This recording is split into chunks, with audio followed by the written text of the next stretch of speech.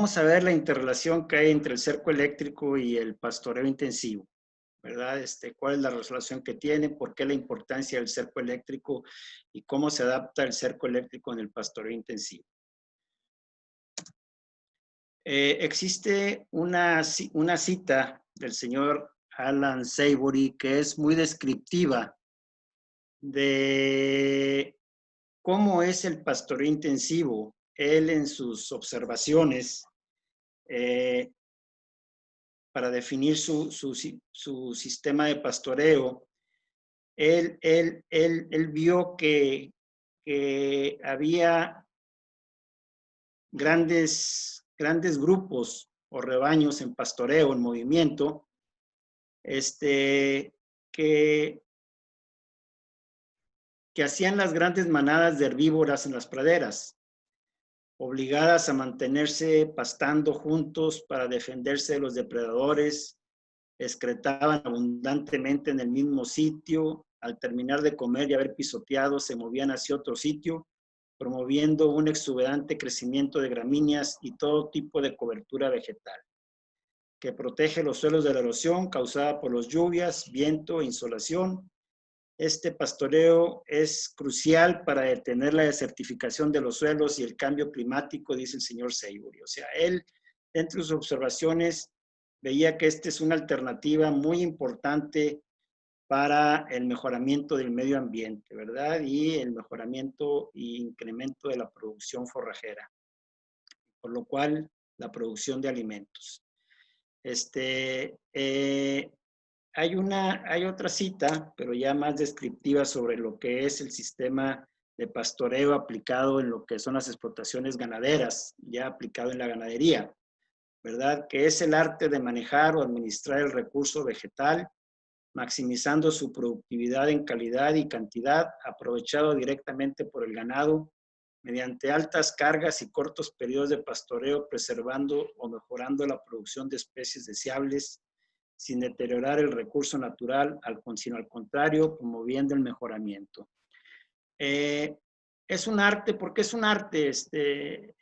Porque básicamente se requiere de una habilidad de la persona que esté precisamente manejando estos sistemas de pastoreo intensivo. Se requiere mucha observación, se requiere una toma de datos durante el tiempo para la toma de decisiones. Entonces hay que tener esa habilidad para esa toma de decisiones adecuadas, por eso es un arte, ¿verdad? Maximizar su productividad en calidad y cantidad aprovechado directamente por el ganado. Esto es que el ganado pastoree en el momento adecuado y aproveche el forraje con el mayor beneficio posible, o sea, con la mayor cantidad de nutrientes. Mediante altas cargas y cortos periodos. Esto es, altas cargas para poder precisamente tener un consumo uniforme durante todos los días, que el ganado consuma desde la planta completa y no que algunos días esté seleccionando, ¿verdad? Entonces la dieta empieza a variar porque no consume la misma calidad de forraje durante todos los días. Entonces, mediante las altas cargas, obligamos al ganado a que no seleccione y consuma el forraje hasta la parte que se desee. Cortos periodos de pastoreo para precisamente evitar el sobrepastoreo, lo que más afecta de manera negativa a los pastizales. Lo que más ocasiona sobrepastoreo es precisamente el tiempo que está el ganado en un mismo lugar. O sea, el ganado debe estar hasta cierto tiempo, evitar que el ganado utilice en dos ocasiones el forraje, o sea, utilice por una parte el forraje, lo consuma hasta abajo, y luego todavía cuando está el rebrote permanezca todavía en el sitio, porque entonces sí pues, ocasionaremos un sobrepastoreo. Ahorita lo vamos a ver más adelante. Y mejorar, obviamente eso con eso vamos a conseguir que se preserven las especies y mejorar la producción de especies deseables, ¿verdad? por esa concentración de ganado, esa concentración de excretas, de heces y orina, y el pisoteo de los animales que van a ayudar precisamente a incorporar esa materia orgánica al suelo y mejorarlo y incrementar la microbiología del suelo. Entonces, ese recurso natural se promoverá el mejoramiento. Existen varios ejemplos de pastoreo intensivos. Durante los últimos 50, 60 años se han desarrollado estos sistemas, ¿verdad? Todos tienen algunas variaciones, ¿verdad? Tienen coincidencias y variaciones. El sistema de pastoreo neozelandés es un sistema que ya tiene muchísimas décadas, desde los años 50, 60, pero es muy adaptado a la zona, a las condiciones de Nueva Zelanda. Pastoreo rotacional intensivo como tal, el pastoreo racional boicín, el pastoreo boicín, el pastoreo holístico, Savory, el pastoreo de ultra alta densidad y el manejo regenerativo de ranchos, ¿verdad? Todos tienen coincidencias y tienen variaciones de acuerdo a lo estricto o lo inclusivo que son en otros aspectos, como puede ser el aspecto orgánico, unos sí lo consideran, otros lo consideran menos, el aspecto de utilización de intensidad de la planta, ¿verdad? Eso varía en los diferentes sistemas.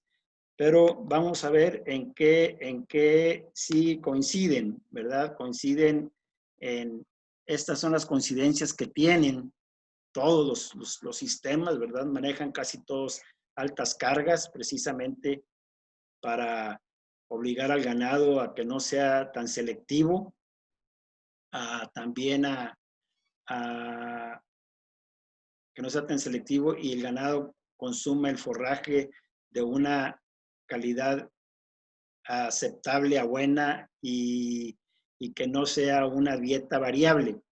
Cortos periodos de pastoreo, precisamente para no ocasionar el sobrepastoreo, o sea, los periodos cortos evitan el sobrepastoreo, de tal manera que el ganado no pueda regresar nuevamente a consumir lo que ya consumió, porque entonces sí ocasionaría estrés en la planta y eso sí ocasionaría sobrepastoreo. Consumo de forraje de calidad, ya lo comentamos. Adecuado descanso, después de determinado tiempo, regresar nuevamente a pastorearlo. Este descanso pues es variable durante las diferentes condiciones, especies y épocas del año, ¿verdad? Hay descansos que en ciertas épocas pueden ser de 30 días o inclusive hasta menos por las condiciones de humedad y temperatura. Y otras épocas del año en algunas zonas pues no hay crecimiento en varios meses, ¿verdad? Entonces los descansos son muy largos, inclusive hasta de un año o más. Y mejoramiento de la calidad del suelo, obviamente, mediante esa concentración de ganado, la cantidad de excretas que se depositan ahí, el pisoteo de los animales, eso va a ocasionar un mejoramiento significativo en el suelo y en la producción de forraje. Para entender bien esto del sobrepastoreo y del aprovechamiento del forraje en el mejor momento, vamos a dar una repasada a lo que es los estados fenológicos de la planta. Tenemos básicamente pues 3 estados fenológicos de activos de la planta. Aquí falta el de latencia, pero de actividad de la planta son básicamente 3. Crecimiento, floración y madurez, cuando ya se produce la semilla, ¿verdad? Vemos que con el tiempo, conforme va avanzando la edad de la planta, el porcentaje de proteína va disminuyendo, o sea, la calidad va disminuyendo del forraje y la digestibilidad, pues, también va disminuyendo. O sea, la calidad del forraje, la cantidad de proteína va disminuyendo y la digestibilidad también va disminuyendo conforme avanza la edad de la planta. Por otra parte, la raíz también tiene un comportamiento importante, ¿verdad? Mientras Disculpen, tengo la pantalla muy sensible. Conforme va avanzando la edad de la planta, también la raíz, o conforme va pasando a los diferentes estados fenológicos, la raíz también se va reduciendo de tamaño, o sea, la cantidad de reservas va disminuyendo. Cuando está en crecimiento, cuando la planta crece hacia arriba, por la fotosíntesis, la planta empieza a almacenar reservas también en la raíz y crece la raíz. Llega la floración, esa floración no es gratis, ¿verdad? Es en gran parte por las reservas que se encuentran en las raíces. Entonces, la raíz se disminuye también de tamaño al perder esas reservas de raíz. Y con la madurez es lo mismo, ¿verdad?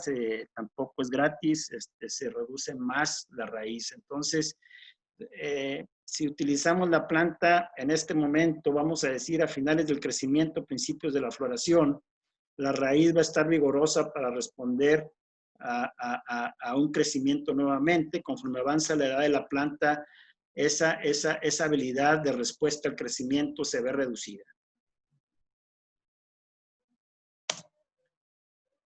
Por otra parte, las fuentes de materia seca, tenemos que un 10% es a través de la raíz y un 90% a través de la fotosíntesis.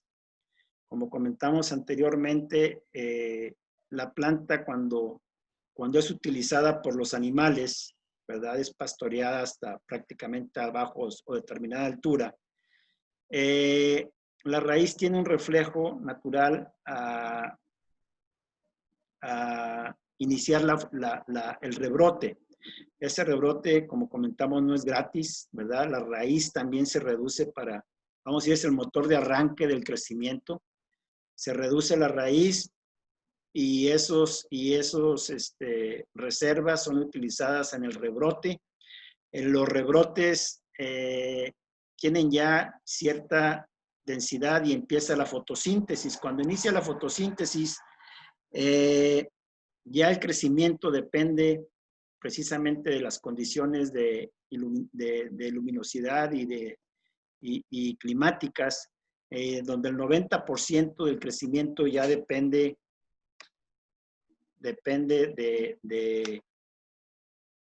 perdón, el 90% del crecimiento depende de la fotosíntesis. Entonces, cuando la planta crece hacia arriba, también crece hacia abajo. La raíz empiezan a almacenar reservas y se convierten en raíces vigorosas y ya empieza la raíz otra vez a decrecer cuando empieza la floración y más todavía cuando se lleva a cabo la producción de semillas. Entonces tenemos prácticamente 3 fases, ¿verdad? La fase inicial, que es cuando empieza el rebrote, ¿verdad?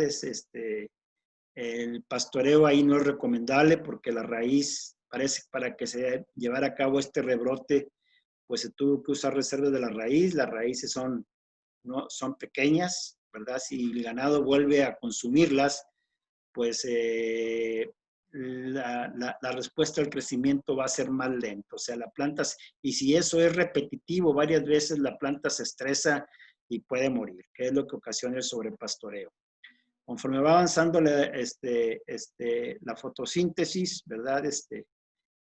Aquí está en pleno estado de crecimiento, está creciendo la parte aérea y también está creciendo la parte radicular. Y ya al final del crecimiento, principios de la floración, es cuando pues debe ser utilizada esa planta para aprovechar al máximo los nutrientes y a la vez que la raíz permita que esa planta esté lo más pronto posible repuesta o en condiciones para ser pastoreada.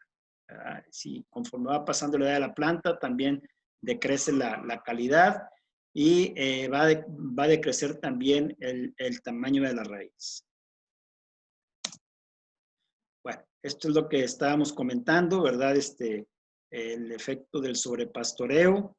Si tenemos un follaje vigoroso, tenemos raíces vigorosas. Si permitimos que el ganado regrese a pastorear ese forraje que ya fue consumido. Con el tiempo vamos a tener praderas con sistemas radiculares muy pobres, ¿verdad? Que van a empezar a desaparecer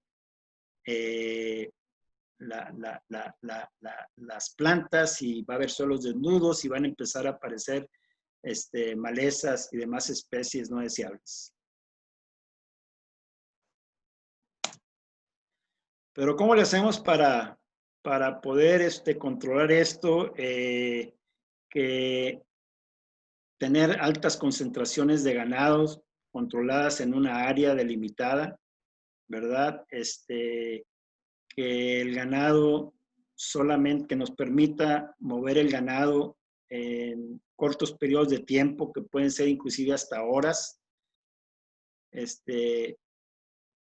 ¿Cómo podemos hacer esto, verdad? Pues esto es nada más subdividiendo, ¿verdad? Teniendo pequeñas áreas de división que nos permita precisamente hacer esto. Pero esto pues es una inversión muy alta en infraestructura, en cercos, es muy alta. Entonces, precisamente el cerco eléctrico, por su flexibilidad y costo y duración, nos permite llevar a cabo el pastoreo intensivo y una combinación de cercos fijos con cercos móviles. Nos permite en grandes extensiones en donde de otra manera la inversión tendría que ser demasiado alta, ¿verdad? Entonces el cerco fijo es lo que nos permite llevar a cabo este tipo de sistemas de pastoreos que hoy en día están reconocidos como más eficientes o productivos. Pero el cerco eléctrico no es de mediados del siglo pasado, del siglo XX, sino que es de la primera mitad del siglo XX, ¿verdad? Este señor, Bill Gallagher, fue la persona que desarrolló el primer cerco a nivel mundial. Él es un granjero neozelandés. Y hay una anécdota en donde dicen que cómo se le ocurrió a este señor hacer el cerco eléctrico, ¿verdad? Esto inició con un problema que tenía él en su granja, una yegua que acostumbraba a rascarse en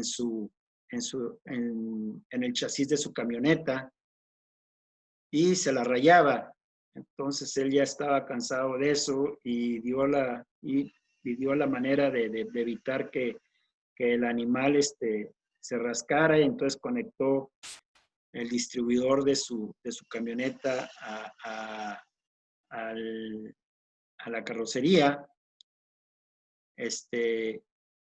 Y cuando el animal se acercó a rascarse, empezó a rascarse, le dio a la marcha y el animal recibió una descarga, ¿verdad? Que se dio cuenta que pues el animal ya nunca más se quiso acercar a la camioneta, o sea, se le quedó en la memoria al animal y de ahí surgió precisamente la idea del cerco eléctrico. Pues posiblemente en esa época lo más seguro es que era como una alternativa para tener controlados los animales, para mantenerlos dentro de alguna área o evitar que se metieran o mantenerlos fuera de una área que era el uso prácticamente de los cercos.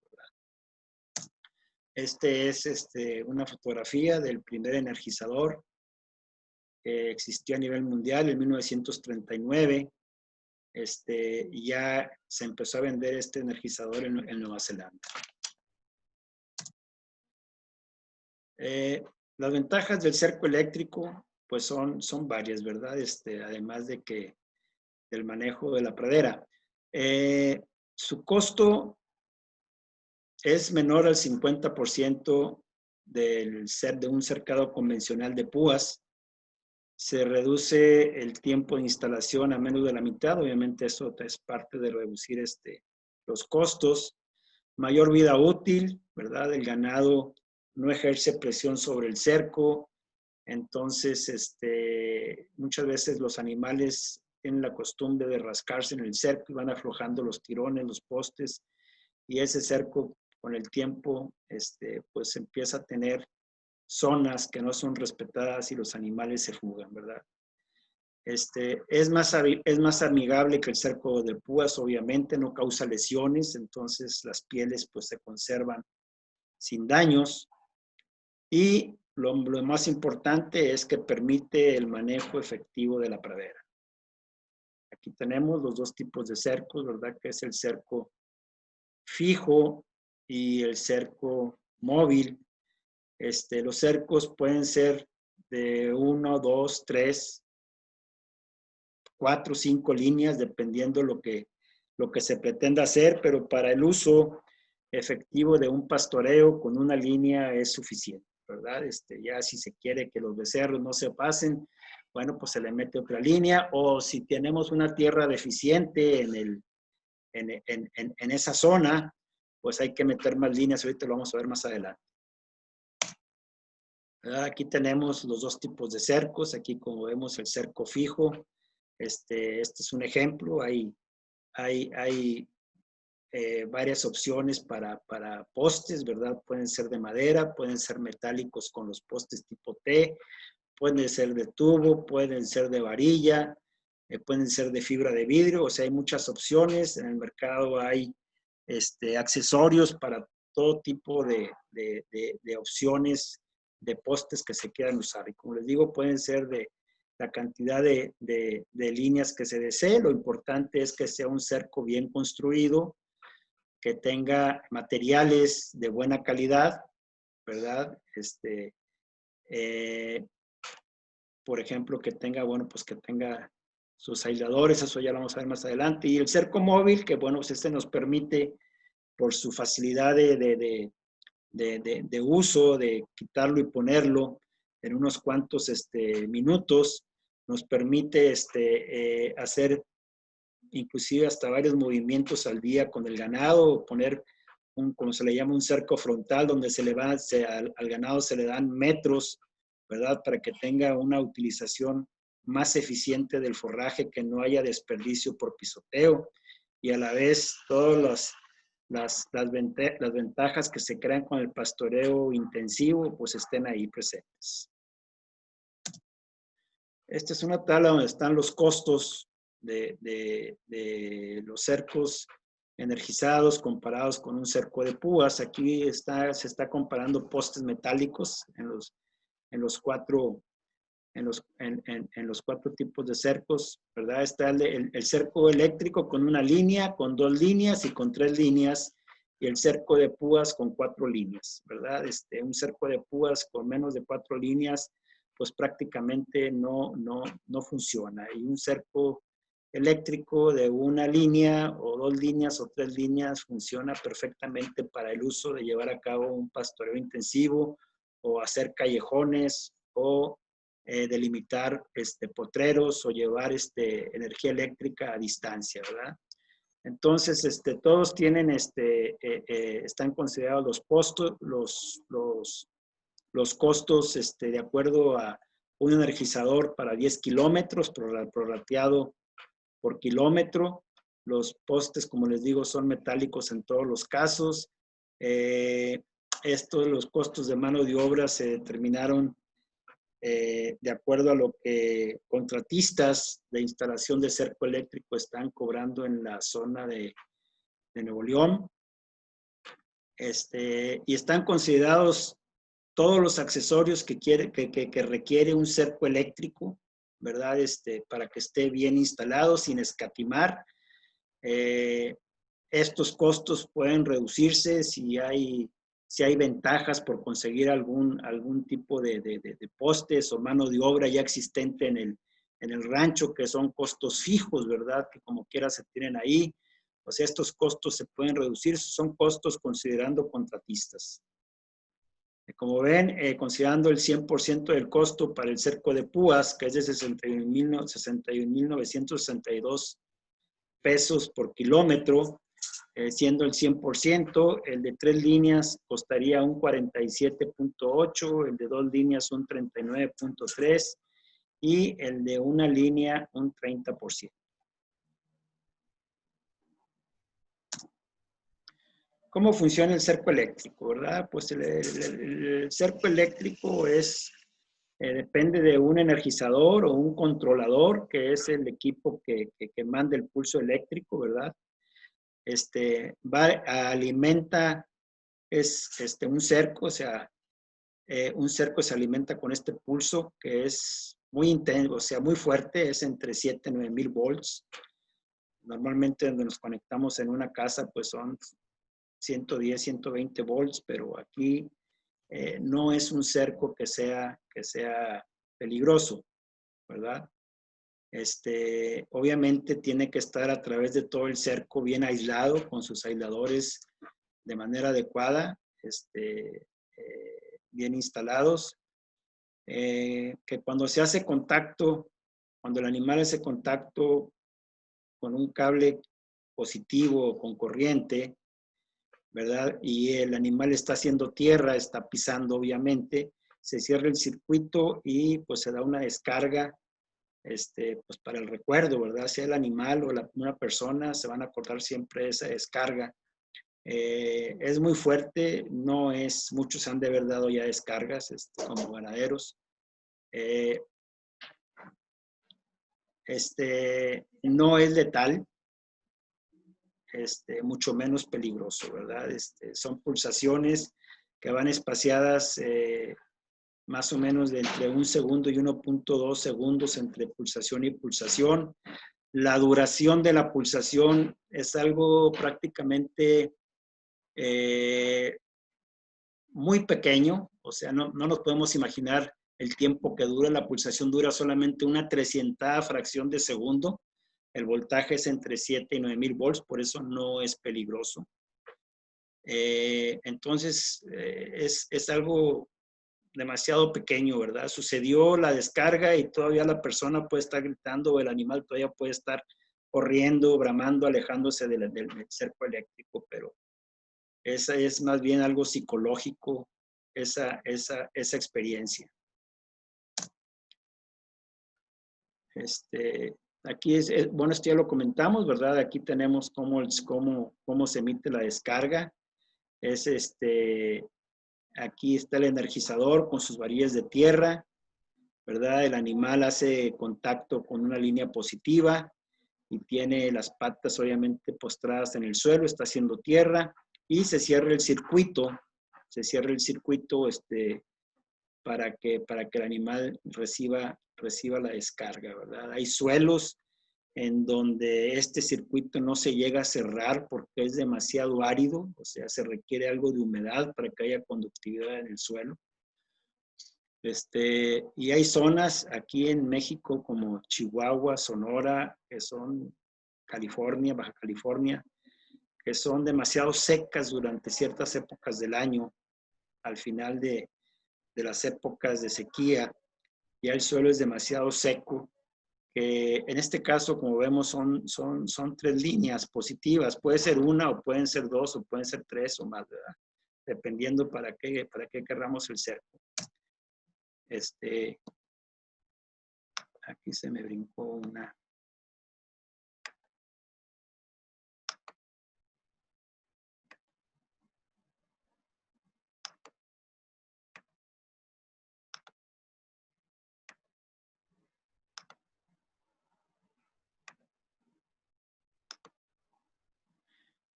Ok, aquí donde estamos.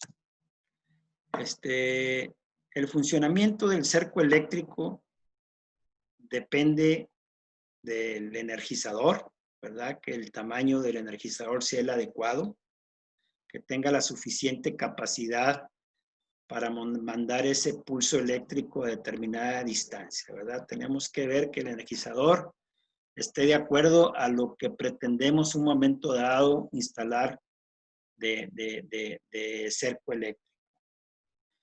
Que tenga un sistema de tierra adecuado, que tenga la cantidad de varillas adecuadas. Ahorita vamos a ver un poco de eso. Que los materiales de las varillas sean de buena calidad para que nos dure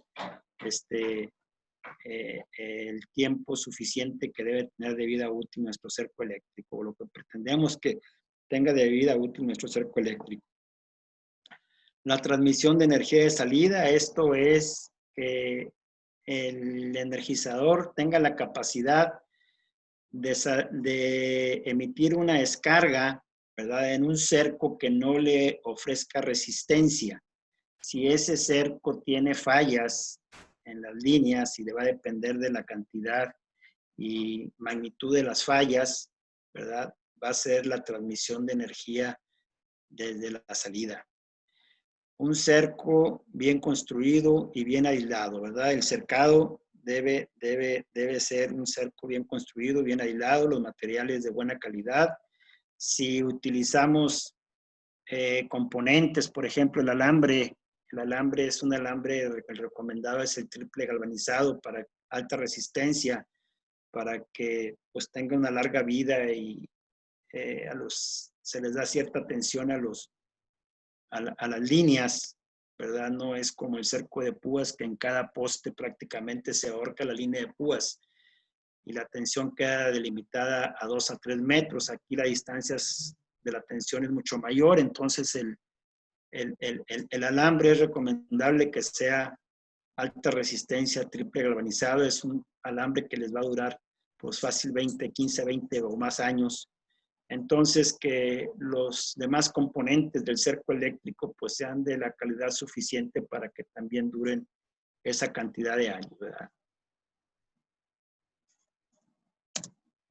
Bueno, hablamos del energizador con la potencia requerida, ¿verdad? Este es un energizador de última generación, es el más grande del mercado.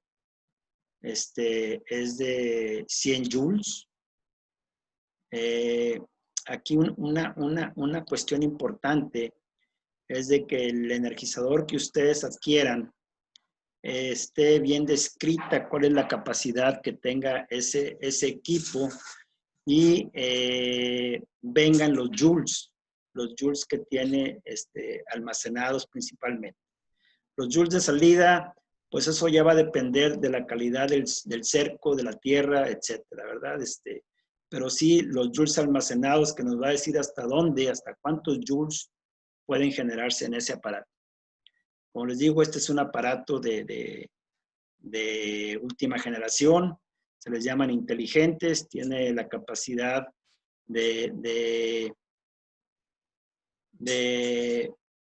tiene varias funciones, una de ellas tiene control remoto en cualquier parte del cerco, como son equipos para mucha distancia, en cualquier parte del cerco se puede interrumpir y volver a activar el equipo para hacer reparaciones. Tiene un monitor aparte que muestra cómo está operando el cerco, y puede dividirse en 6 zonas en donde el monitor muestra el voltaje, el comportamiento en cada una de las zonas. Si alguna zona llega a tener un problema, le manda por mensaje a la persona encargada, le dice qué zona, que hay una zona que tiene problemas y le manda el voltaje que tiene, ¿verdad? Para que si esa persona no se encuentra en ese momento en el rancho, vamos a decir, está en la ciudad, pues le hable a otra persona para que haga la reparación pertinente, ¿verdad? Y en el momento que ocurren los problemas en el cerco, se cae una rama encima, se botaron algunos aisladores o lo que sea, pues se haga la reparación adecuada y en el menor tiempo posible. Como les comentaba, punto importante en los energizadores para poder comparar entre energizadores, ¿verdad? Son los joules. Los joules es lo que nos va a decir exactamente cuál es la capacidad que tienen esos energizadores. Cada fabricante debe de demostrar los joules que tiene y la capacidad que tiene. Hay 2 maneras de presentarlo, ¿verdad? Una es la de la mercadotecnia. Hay empresas que presentan las dos formas en donde le ponen la capacidad en condiciones óptimas con una sola línea, ¿verdad? Es prácticamente sin nada de forraje tocando el alambre, que eso pues prácticamente en un rancho no se da, ¿verdad? solamente que lo hagan sobre una brecha,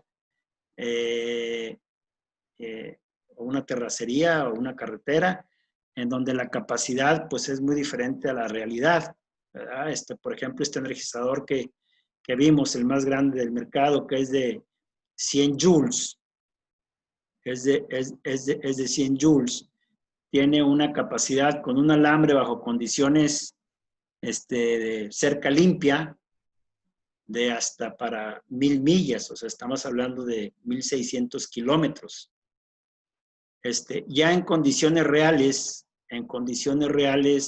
la capacidad baja significativamente, que la capacidad es con tocando follaje, ¿verdad? Eso es prácticamente con 2 líneas o más, o con zacates altos pueden tocar solamente una línea.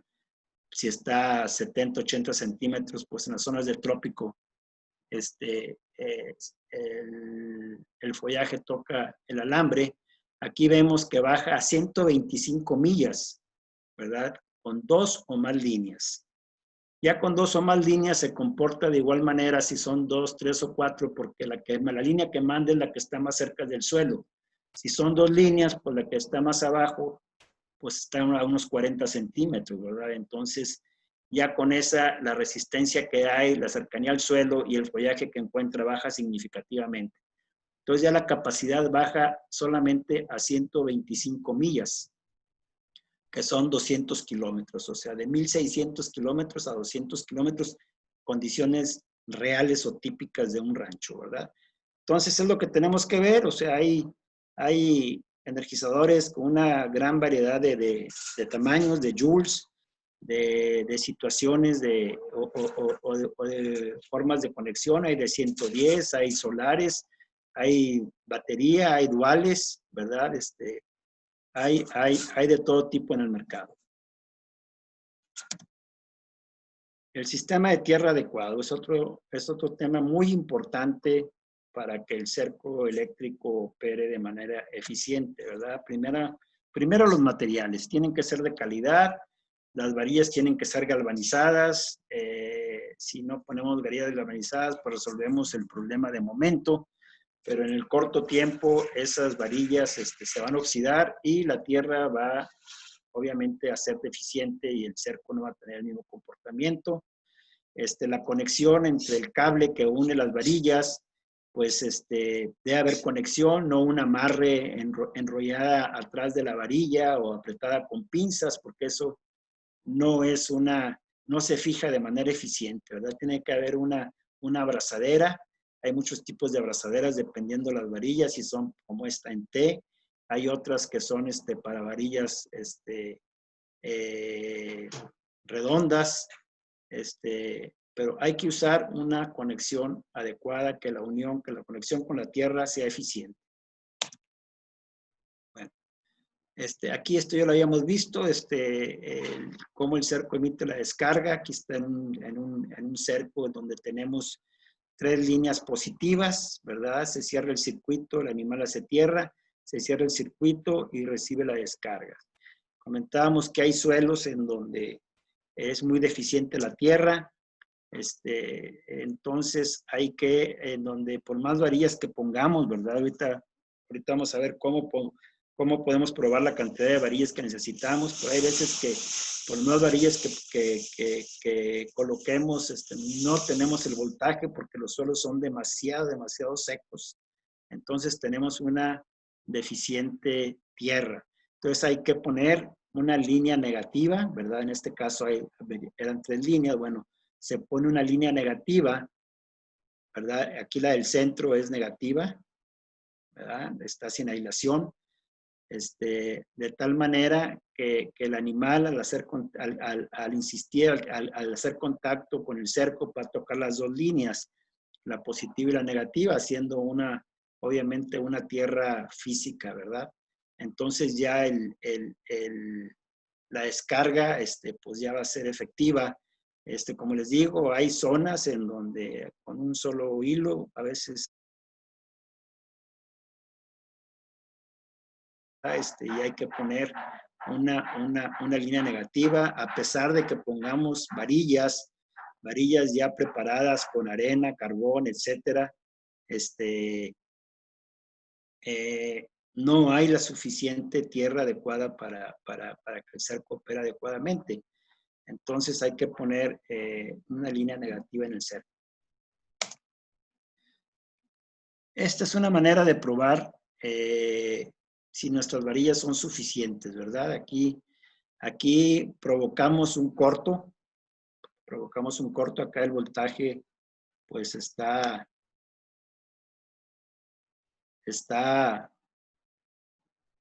aquí aterrizamos el cerco. El voltaje obviamente se nos va a bajar a 2.5 o menos, o sea, abajo de 3 ya se considera que está aterrizada, inclusive es hasta abajo de 4, que hay una suma de aislaciones deficientes. Entonces, provocando el corto, ¿verdad? El voltaje en el cerco es bajo de 2.5 kV. Después de provocar el corto, checamos la varilla o las varillas que haya, y si vemos que el voltaje es arriba de 300 volts, quiere decir que nos faltan varillas. O sea, en la varilla no debemos de tener más de 300 volts,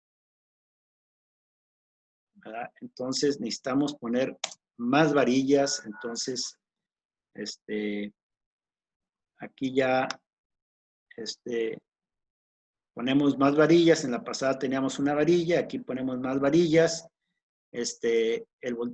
Seguimos con el corto, ¿verdad? Nos sigue marcando 2.5, pero ya con las varillas que colocamos, ya el voltaje nos da a menos de 300 volts, o sea, nos da 200 volts. Ahí ya es suficiente la varilla, está bien la varilla. O sea, tenemos que hacer esas pruebas.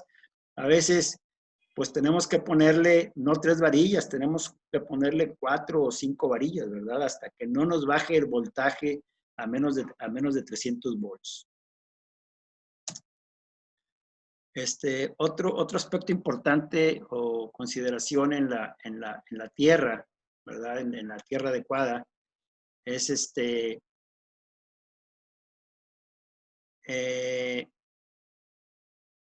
un sistema que le llaman de 1, 2, 3, 4, ¿verdad?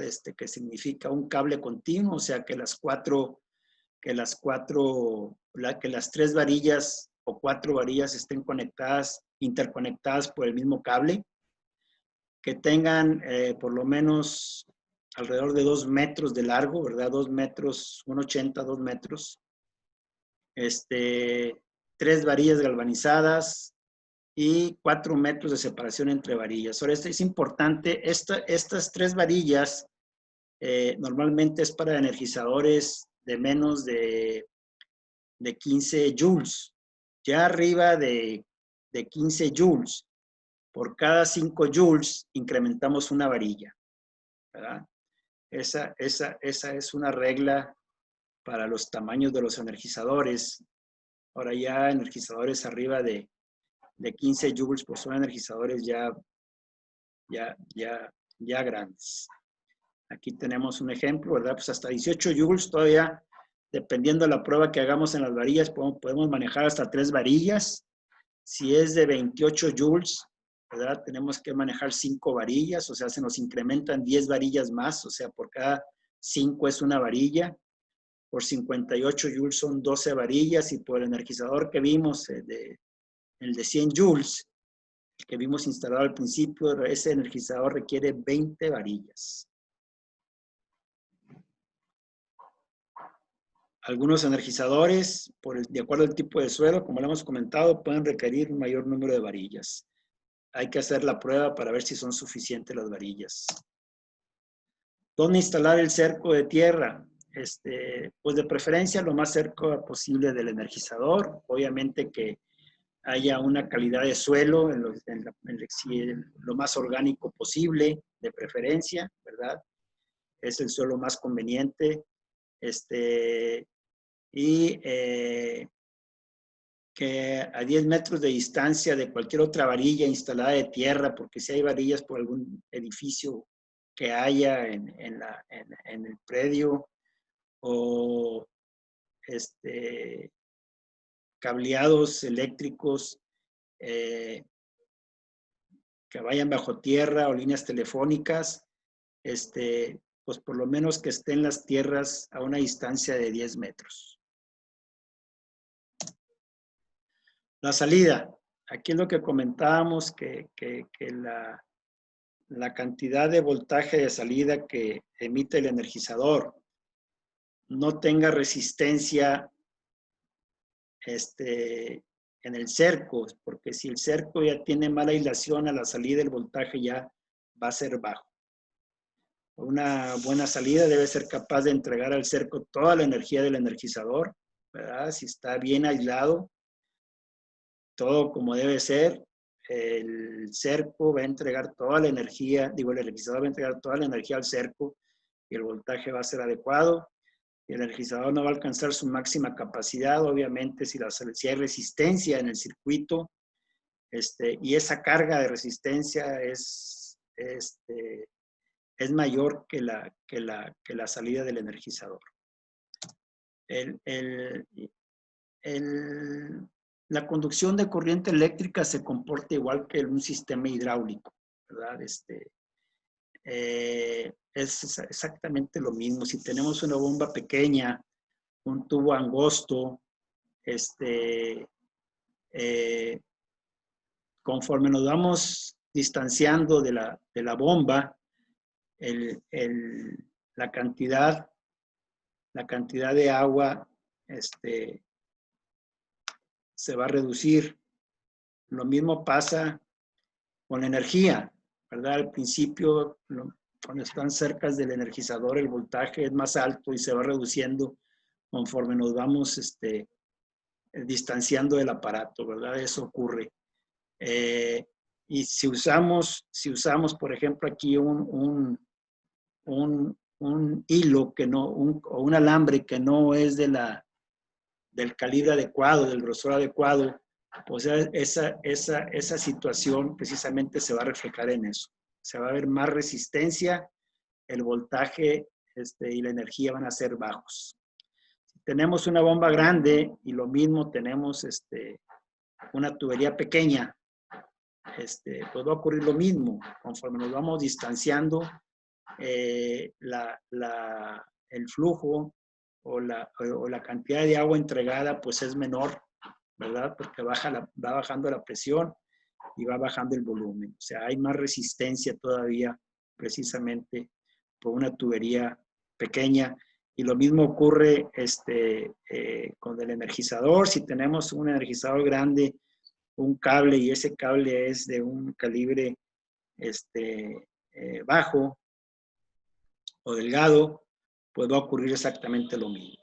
Si tenemos una bomba grande con una tubería grande, ancha, nos va a dar la energía a través de toda la tubería uniforme, ¿verdad? Con alta presión y alto volumen. Es exactamente igual el cerco eléctrico, ¿verdad? Si incrementamos ese espesor, eso lo podemos incrementar también. Por ejemplo, si tenemos 2 o más hilos, al interconectarlos al principio y al final, ¿sí? Como está aquí al principio y al final, o sea, esa es una conexión en paralelo. Es precisamente ensanchar, hagan de cuenta que ensanchamos la tubería. O sea, eliminamos cada vez más la resistencia. Y si las conectamos al principio y al final, se comporta como si fuera un solo cableado grueso, porque la energía corre solamente en un sentido, ¿verdad? Hagan de cuenta que es un cable, que está trenzado al principio y al final. Entonces, eficientamos la conducción de energía.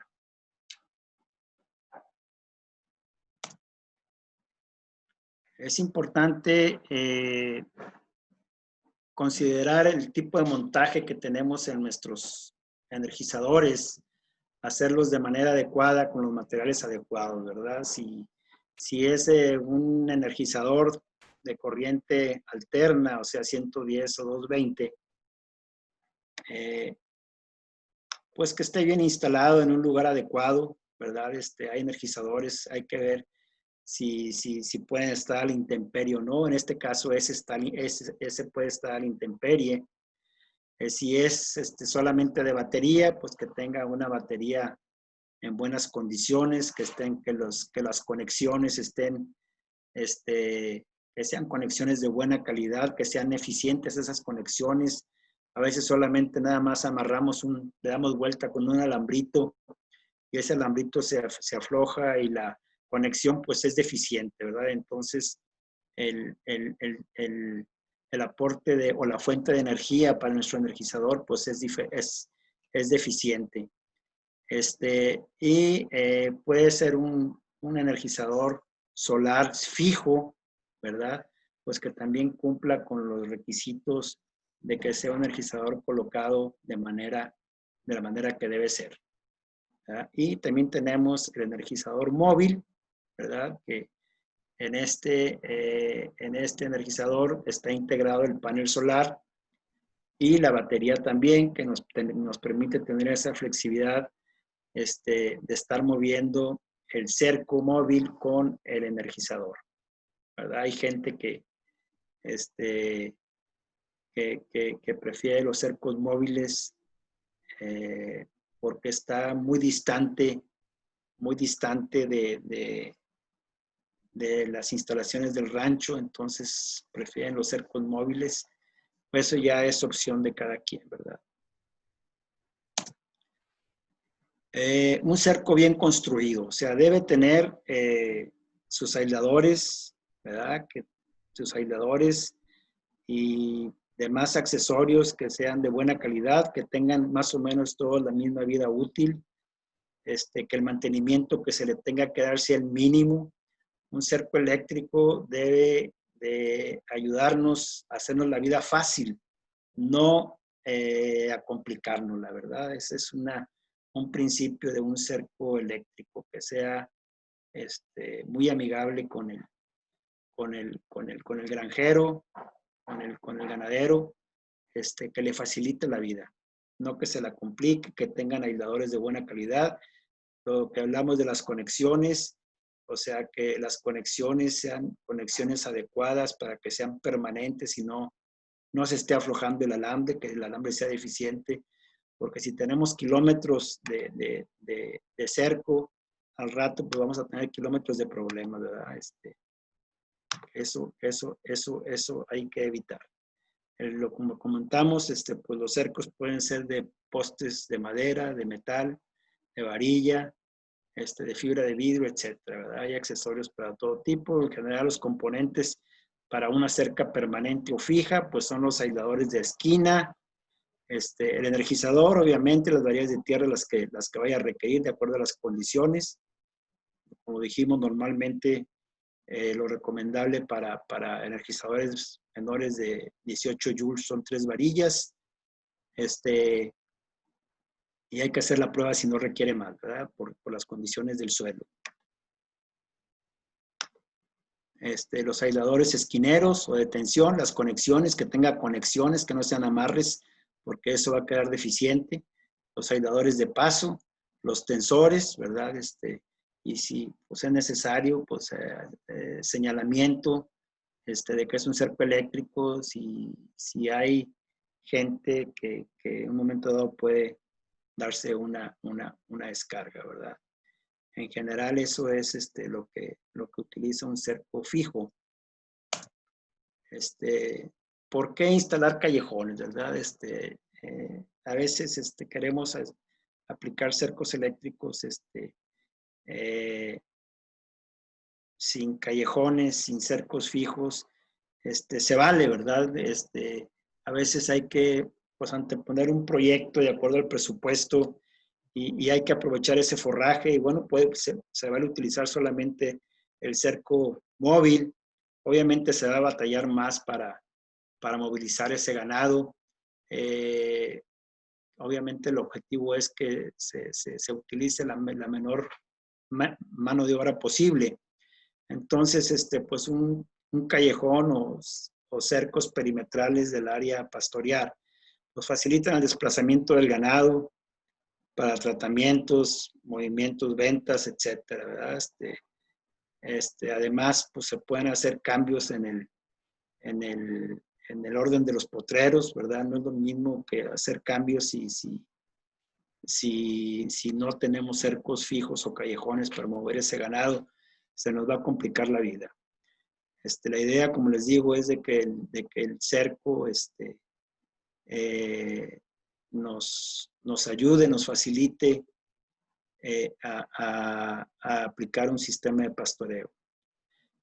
Una entrega más efectiva del cerco eléctrico, ¿verdad? Normalmente se maneja una combinación entre cerco fijo y cerco móvil. Entonces, el cerco móvil se conecta del cerco fijo, ¿verdad? Entonces podemos llevar precisamente a distancia esa energía. No hay daño por desplazamiento del ganado, ¿verdad? Ya que existen los callejones, que para eso son, ahí no hay forraje. Durante el mal tiempo, bueno, pues se tiene un acceso cómodo.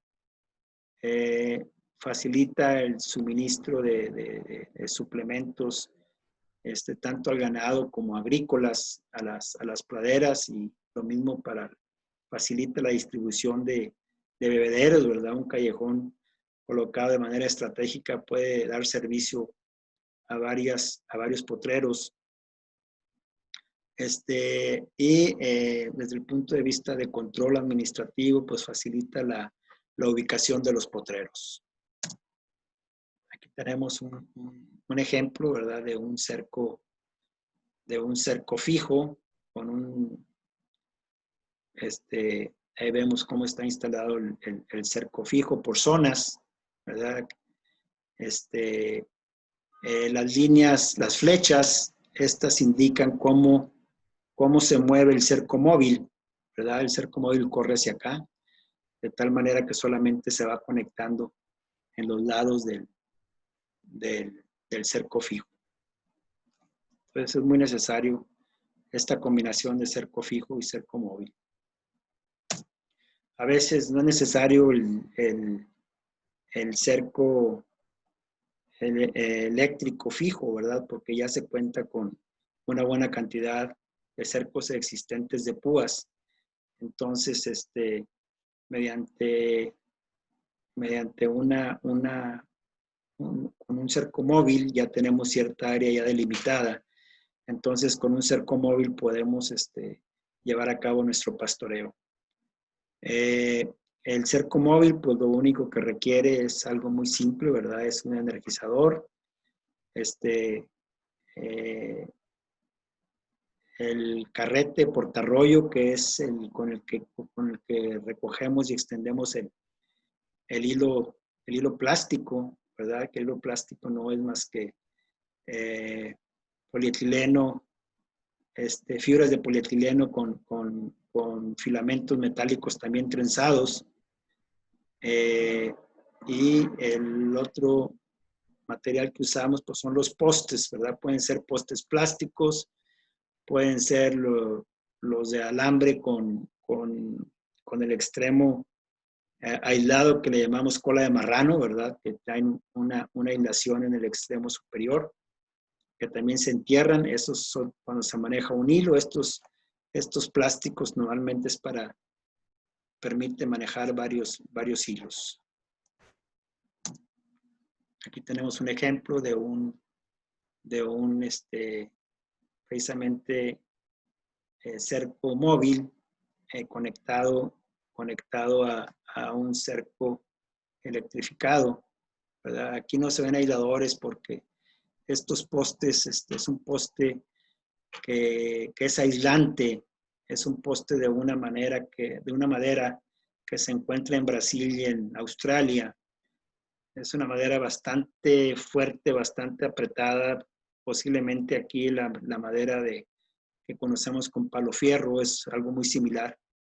Es una madera que no flota, se hunde tan apretada que está, entonces no guarda humedad, entonces es bastante aislante y no requiere aisladores. Aquí es una situación similar. Con esta madera está el carrete prácticamente pues colgado del del alambre y está conectado el cerco con la línea positiva con este caimán. Pero aquí vemos cómo la unión entre el cerco fijo y el cerco móvil pues es bastante útil. Aquí vemos el cerco móvil, ¿verdad? De un pastoreo frontal donde se le dan horas o metros más bien, metros para pastorear como tipo pesebre, de tal manera que se aprovecha de manera eficiente el forraje, no hay pisoteo, no hay desperdicio, se lleva a cabo el efecto de manada, o sea, hay pisoteo, hay una gran cantidad de excretas que son incorporadas al suelo. Este es un tipo de cerco móvil que le llamamos estrella rodante, ¿verdad? Lo único que tiene que hacer el operador, el que opera el cerco, es jalarlo de un lado y del otro lado, ¿verdad? ¿No? Y las ruedas, las estrellas esas ruedan como una rueda, de tal manera que una persona no se tarda, vamos a decir, llegar a un extremo, moverlo, caminar los metros que lo va a mover y engancharlo en la orilla y hacer lo mismo del otro lado, ¿verdad? Es lo único que tiene que hacer. O puede moverlo en diagonal, por movimientos en diagonal, de tal manera que no tiene que estar quitando y poniendo postes, que quita más tiempo. Esto en situaciones de eficiencia del uso de la mano de obra, pues es una opción bastante viable. Aquí tenemos otro ejemplo, ¿verdad? Solamente se jala de los extremos y esas estrellas ruedan.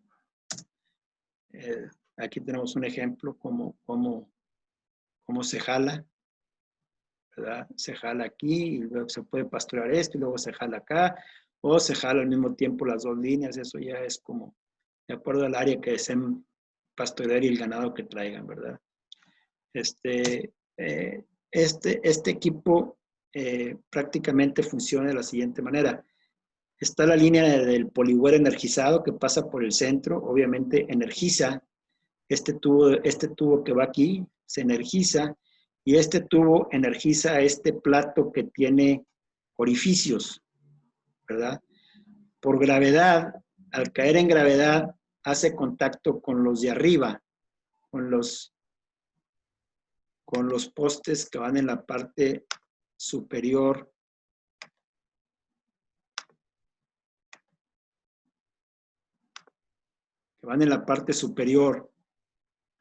pero en la parte inferior los orificios son más grandes, entonces no hace contacto. Entonces los dos postes de abajo quedan negativos, no se energizan, y los otros 4 postes sí se energizan porque este plato con orificios sí hace contacto con estos, de tal manera que los animales no les ocasionan daño porque al acercarse por curiosos a olerlos o lo que sea, pues se dan una descarga eléctrica, ¿verdad? Y lo respetan perfectamente. Un aspecto importante que hay que tener en cuenta es el número de filamentos que tiene nuestro cordón plástico poliware.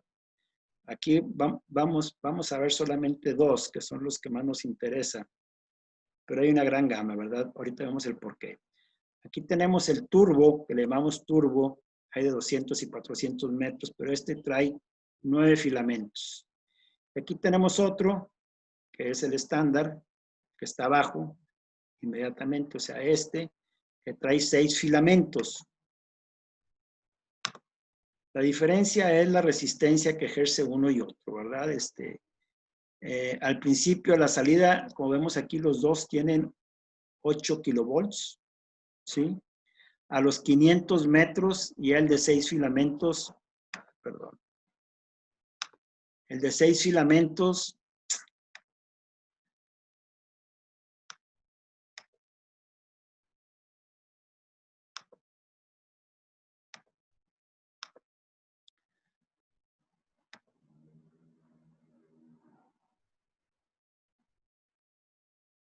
bueno, El de 6 filamentos, la disculpa.